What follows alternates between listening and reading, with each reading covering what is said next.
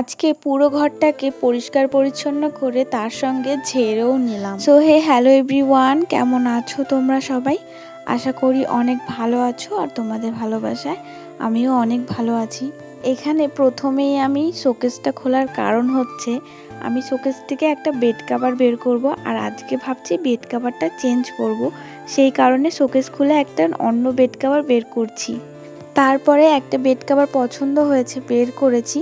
তারপরে এই বেড কভারটা ভালো করে তুলে বেডের মধ্যে যা যা ছিল সেগুলো ভালো করে সব সরিয়ে থুয়ে আমি একটু ঝেড়ে নিলাম, নাহলে প্রচুর ধুলো জমে যায়। আর এই যে এই বেড কভারটা পেরেছিলাম, মানে নামিয়েছিলাম, কিন্তু এটা আমার একদম পছন্দ হচ্ছিল না। সেই কারণে আমি আবার এটা চেঞ্জ করে নিই আর ড্রেসিং টেবিল থেকে আর একটা বেড কভার বের করে এই বেড কভারটা পাতি। আর এটা অনেক দিন হয়েছে পাতি না। আর আমার মেন কথা, এরকম টাইপের বেড কভার ভালো লাগে না। সত্যি কথা বলতে এই হোয়াইট কালারের এই বেড কভারটা পাততে পাততে এমন একটা অভ্যেস হয়ে গেছে, মানে লাইট কালার ছাড়া ডিপ কালারের কোনো কিছুই আমার এখন পছন্দ হচ্ছে না। মানে সব কিছু ওই লাইট কালারের হবে, তো সেটাই আমার বেশি পছন্দ হচ্ছে। আর আমার ঘরে লাইট কালারের বেড কভারগুলো একটু বেশি পছন্দ হয়, মানে মানায় আর কি। এরকম কালারের এরকম ছাপার জিনিসপত্রগুলো একটু কম মানায়, ভালো লাগে না দেখতে। আমারও ভালো লাগে না। এখন জানি না কার চোখে কেমন লাগে, কিন্তু আমার ভালো লাগে না। তারপর এখানে আমি 2 দিন আগে চালের গুঁড়ি করেছিলাম, তো সেই কারণে মিক্সারটা বের করেছিলাম আর মিক্সারের বড় বড় বাটিগুলো বের করেছিলাম। সেটা আমি সুন্দর করে ধুয়ে আমি এই ড্রেসিং টেবিলে রেখেছিলাম, রাখাই ছিল। আমি যেহেতু বাপের বাড়ি গেছিলাম গতকাল, তো সেই কারণে না ওগুলো আর নেওয়া মানে ঢোকানো হয়নি, যেখানে রাখা সেখানে রাখা হয়নি। তাই ওগুলো সুন্দর করে সব গুছিয়ে রাখলাম। আর মিক্সচার মেশিনটা আমি ইদানিং ওই বাক্সর মধ্যে রাখছি। আর মিক্সচার মেশিনে মশলা আমার সেরকম করা হয় না, আমি অল্প একটু মশলা করি, তো সেটা আমার শিলেই হয়ে যায়। আর এখন শিলে মশলা করতে আমার বেশি ভালো লাগে, তাই আর কি শিলেই মশলাটা করে ফেলি। তারপর এদিকে দেখো ড্রেসিং টেবিলটা সুন্দর করে মুছে নিলাম, মুছে সুন্দর করে গুছিয়ে ধুয়ে দিচ্ছি জিনিসপত্র। আজকে আবার একটু অন্যরকম কিছু করার চেষ্টা করলাম, তো আজকে ড্রেসিং টেবিলটা একটু অন্যরকমভাবে সাজালাম। আর আমি যখনই ড্রেসিং টেবিল সাজাই না কেন, তখনই একটু অন্যরকমভাবে সাজানোর চেষ্টা করি।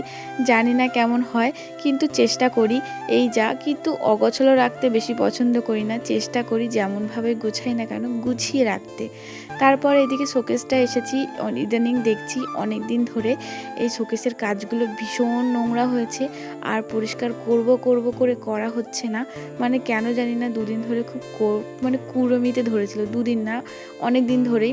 আর সেই কারণে আজকে ভাবছি আমি পরিষ্কার করেই ফেলবো, যাই হয়ে যাক। আর আমার শোকেস যতদিন আমি মানে এরকমভাবে ক্লিয়ার না করব, ততদিন আমার ভালো লাগে না। সেই কারণে আজকে একদম বসে পড়েছি শোকেস মুছতে।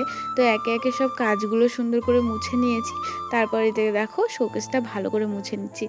আর তোমাদের মনে একটা প্রশ্ন থাকতেই পারে যে আমার শোকেসের পাশে ওই পাইপ দুটো কিসের?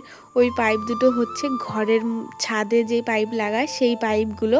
তো সেগুলো আমাদের এনে রেখে দিয়েছে, লাগাবে করে আর লাগানো হচ্ছে না। সেই কারণে এই দুটো সেই ঘরেই পড়ে রয়েছে অনেক দিন ধরে, আর মিস্ত্রি আসছে না, সেই কারণে লাগাতে পারছে না। আর এই যে দেখো কথা বলতে বলতে পুরো শোকেসটাও মোছা হয়ে গেছে। আর আমি কোন জগতের পাগল আমি নিজেও জানি না, সুন্দর করে বেডটা গুছিয়ে তারপরে এসেছি আমি ঘরের এই ঝুলগুলো ঝাড়তে। আর যেখানটায় ঝুল ঝাড়ছি ওইটুকু জায়গাতেই শুধু ঝুল হয়েছে, সে কারণে হালকায় ঝেড়ে নিচ্ছি, মানে ঝুলটা জাস্ট ভেঙে দিচ্ছি। আর ঘরে সেরকম কোথাও আমি অত ঝুল জমতে দিই না, ঘর ঝাড় দেওয়ার সময় এদিক ওদিক খুঁচিয়ে খাচিয়ে ঝুলগুলো আমি ঠিকই ভেঙে দিই, কখনো ঝুল হতে অত দিই না। এইখানে এইটুকু জায়গার মধ্যেই শুধু ঝুল ছিল, কারণ ওই খাটের ওপর উঠে তারপরে তো আর ঝুলগুলো পরিষ্কার করা যায় না, সেই কারণে আর খাটের ওপর ওঠাও হয় না, ঝুল পরিষ্কার করাও হয় না। তাই আজকে ভাবলাম ফ্যানটা তো অনেক দিন হয়েছে পরিষ্কার করি না, ভালো ধুলো জমে গেছে ফ্যানে, তো সেই কারণে আজকে লেগে পড়েছি ফ্যান পরিষ্কার করতে। আর ভেবেই নিয়েছি ফ্যানটা পরিষ্কার করব সুন্দর করে, তারপর আমি আজকে চেয়ার থেকে নামবো। আর তোমাদেরকে একটা জিনিস বলে রাখছি, আমি কিন্তু শুধু বিছনা টিছনা এত সুন্দর করে গুটিয়েছি, তো বিছনার উপর যে এগুলো পরিষ্কার করছি তা না, আমি কিন্তু বিছনার উপর একটা পাটি পেরে নিয়েছি, সেই পাটিটার মধ্যেই যত ধুলোগুলো আছে সেগুলো পড়ছে, পরে পাটিটার উপর দিয়ে সুন্দর করে ঝেড়ে দিলেই হয়ে যাবে। তো সেই কারণে ওই পাটিটাই নিয়েছি। আর এই যে দেখো আমার কথা বলতে বলতে পুরো পরিষ্কার করা হয়ে গেছে। আর এই যে যে দেখো পাটিটা সুন্দর করে একটু ঝেড়ে নিলাম, হয়ে গেল সহজে আর কি, শর্টকাটে। তারপর চলো এবার ঘরটা সুন্দর করে ঝাড় দিয়ে নিই, তাহলে আমার এই ঘরের অল কাজ কমপ্লিট হয়ে যাব। আর আজকে ভাবছি বিকেলবেলা একটু ঘুরতে যাব, তো তোমাদের সাথে অবশ্যই শেয়ার করব বিকেলবেলা ঘুরতে গেলে, কিন্তু কিছুটা, অতটা বেশি শেয়ার করতে পারবো না, কারণ আমি একটু ভিডিও কমই করেছি, অবশ্যই শেয়ার করব। তারপরে দেখো এদিকে আমি সুন্দর করে ঘরটার ঝাড় দিয়ে নিলাম, একদম পরিষ্কার পরিচ্ছন্ন হয়ে গেছে। আর এখানে আমার শাশুড়ি মা এসে আমাকে কি বলছিল আমি জানি না। তো তারপর এখানে দেখো দুজনে মিলে গল্প করতে করতে আমি ঘর পরিষ্কার করে ফেলেছি। এবার বারান্দাটা ঝাড় দিলেই আমার কাজ কমপ্লিট হয়ে যাবে। তো ঘর এরকম পরিষ্কার করার পর যখন ঝাড়টা দিই, আর পুরো ঝাড়টা দেওয়ার পর যখন কমপ্লিট হয়ে যায়, তখন যে এত পরিমাণে ভালো লাগে বলে বোঝাতে পারবো না। মনের মধ্যে যেন একটা আলাদা আনন্দ হয়, আলাদা একটা খুশি খুশি ভাব লাগে। সেটা কেন জানি না। ঘর গোছানোর পর এই যে দেখো ঘরটা কেমন লাগছে অবশ্যই বলো। এই ঘরটা দেখার পর যে এত বড় একটা সাকুন ফিল হয় নিজের মধ্যে, সেটা যারা করে এগুলো তারা অবশ্যই ফিল করতে পারবে, তারা অবশ্যই বুঝতে পারবে। তারপর দেখো এই যে বিকেলবেলা আমি একটু ঘুরতে বেরিয়ে পড়েছিলাম, আর এত সুন্দর ওয়েদার বিকেলবেলা, সে তোমাদেরকে না দেখালে, না দেখলে বুঝতে পারবে না। আর এখানে যেতে যেতেই এই খুঁটির মধ্যে আমার নাইটিটা বেঁধে একটুখানি ফুটো হয়ে গেছিলো নিচের দিকে, একদম অসুবিধা নেই, মাছ বরাবর ফুটো হয়নি, একদম নিচের দিকে ফুটো হয়েছে, সেই কারণে ওটা ইগনোর করে আমি আমার মতন ঘুরতে বেরিয়ে পড়েছি। আর এখানে একটা জেঠিমা ছিল, আর পেছনে আরও দুটো ননদ ছিল, একটা হচ্ছে দিদি হয় আর একটা হচ্ছে ননদ হয়।